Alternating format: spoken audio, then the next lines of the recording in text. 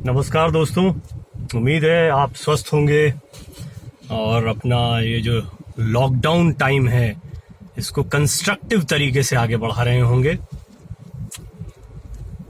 कल थोड़ा गाड़ियों की तादाद ज़्यादा दिख रही थी, ऐसा लगा रात में आते वक्त कि कुछ लोगों को शायद ढील दी गई है या ज़्यादा लोग निकल रहे हैं। काफ़ी पूछताछ भी कल रही।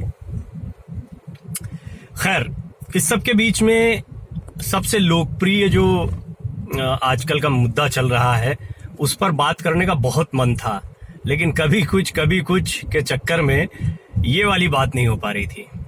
रामायण, आहा, वो दौर जबकि हम भी बहुत छोटे बच्चे हुआ करते थे और उस समय की कुछ बहुत धुंधली यादें हैं। हालांकि मैंने भी लोगों को भीड़ लगाकर बैठकर एक जगह पर इकट्ठा होके टीवी देखते हुए देखा है। मैंने विटनेस किए हैं कई सारे रामायण मोमेंट्स और कुछ हैं मेरे स्मृति पटल पर आज भी मौजूद। रामायण को इस वक्त जब शुरू किया गया है तो एक बहुत ही दिलचस्प और आपके लिए चौंकाने वाली बात मैं आपको बताता हूं।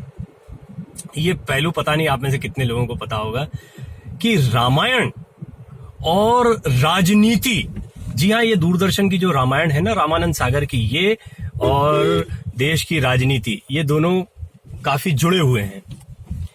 दरअसल एक समय था, और ये बात मैं नहीं कह रहा हूं, एपिक ऑफ रामानंद सागर जो कि उनके बेटे ने लिखी है, ये एक ऐसी किताब है जिस किताब में उनके जीवन के कई अनछुए पहलुओं को लिखा गया है। इस किताब में ये जानकारी दी गई है कि कुछ समय के लिए रामायण के प्रसारण को डिले किया गया था।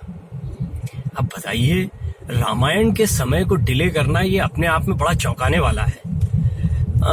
रामायण के समय को डिले करने की वजह ये थी कि उस समय पर शाहबानो का केस जो है वो बहुत चरम पर था। शाहबानो मामला, मुझे पूरी उम्मीद है कि आप में से काफी लोग जो खासतौर पर पत्रकारिता के हैं, पत्रकारिता से जुड़े हुए हैं, वो जानते होंगे।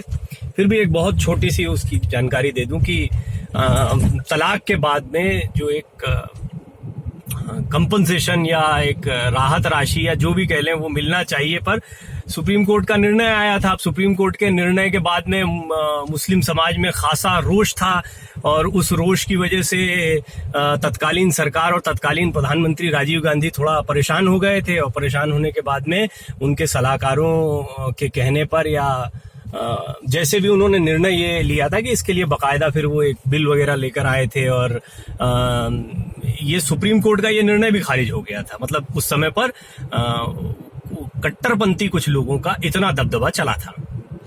अब मुस्लिम वोटर ना नाराज हो जाएं के लिए ये वाला फैसला हुआ।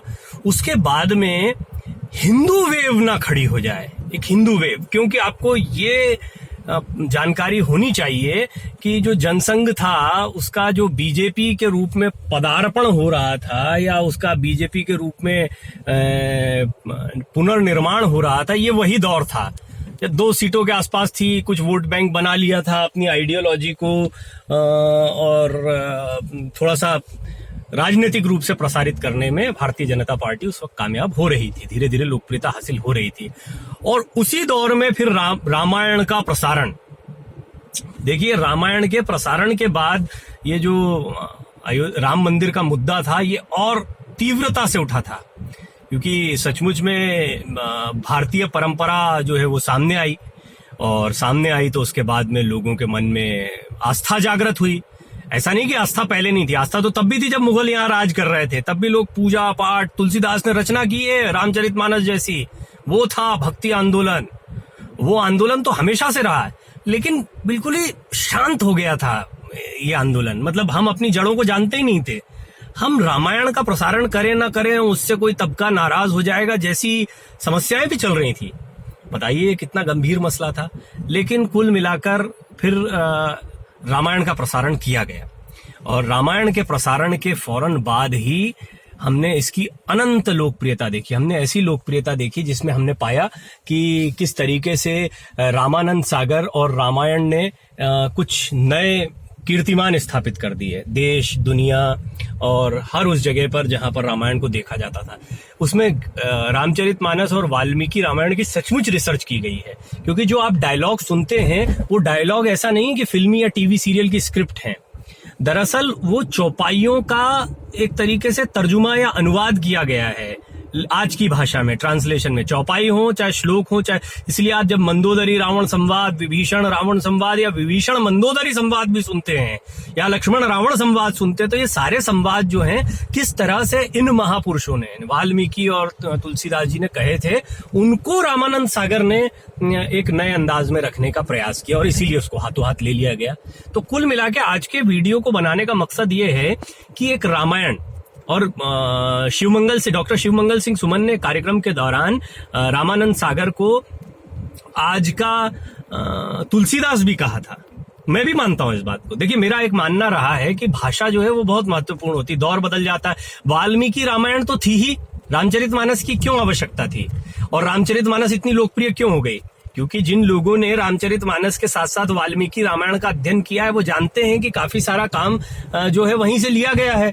भाषाई तौर पर बस वो अवधि में और चौपाइयों और दोहों का बढ़िया इस्तेमाल बाबा तुलसीदास ने किया और वो शानदार प्रयोग रहा। और आज भी भारतीय समाज उनका ऋणी है और मैं उसको भक्ति आंदोलन कहता हूँ।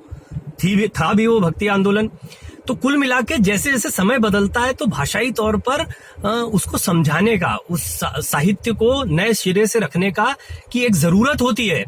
शंकराचार्य ने जब उपनिषदों का भाष्य रखा तभी तो क्रांति आई थी ना। उसके बाद में फिर आप देखिए स्वामी विवेकानंद ने ये काम किया बहुत बढ़िया तरीके से। उन्होंने अंग्रेजी, हिंदी भाषा और जो प्रचलित भाषा थी उसमें उसी ज्ञान को रखने का प्रयास किया। एक समय पर जो बहुत क्लिष्ट हो गया था, पतंजलि ने ये प्रयास किया था अपने योग सूत्रों में। तो ऐसा मतलब हर दौर आता है जबकि आपको एक परिवर्तन की आवश्यकता होती है। रामायण के साथ में वो दौर आया और उस दौर ने, ये जो टेलीविजन रामायण है मैं इसी की बात कर रहा हूं, और इसने उन तारों को छेड़ दिया।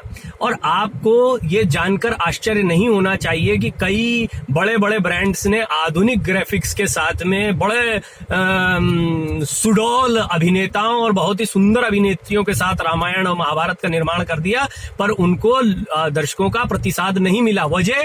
वजह उस पर वो काम नहीं किया गया था, वो शोध नहीं किया गया था कि आप अपने स्क्रिप्चर्स पर जाएं। यहाँ पर फिल्मी ज्यादा बना दिया गया, यानी किसी घटनाक्रम को उठाकर जो स्क्रिप्ट राइटर हैं उन्होंने वो डायलॉग्स लिख दिए, बिल्कुल फिल्मी अंदाज में लिख दिए, इसीलिए लोगों ने खारिज कर दिया है। आप देखें कि एक एक संवाद में मर्म छिपा हुआ है, कोई सीख छिपी हुई है, और यही हमारे स्क्रिप्चर्स की खासियत रही है। और इसी वजह से रामानंद सागर की जो रामायण रही उसको खासा पसंद किया गया। और ऑन दी अदर हैंड जो नई रामायण या दूसरे लोगों के प्रयास रहे वो खारिज कर दिए गए। और इसके साथ ये राजनीतिक पहलू तो जुड़ा ही हुआ था। और अब एक बार फिर लॉकडाउन के समय पर जो हमने देखा, मैं जब भी जाता हूं तो घर पहुंचते पहुंचते मुझे 10 साढ़े 10 का समय होता है। उस समय पर मैं टेलीविजन की आवाजें सुन सकता हूँ, मुझे घरों से आवाजें आती हैं। ये वैसा ही समय है जैसा कि एक समय पर आवाजें आया करती थी।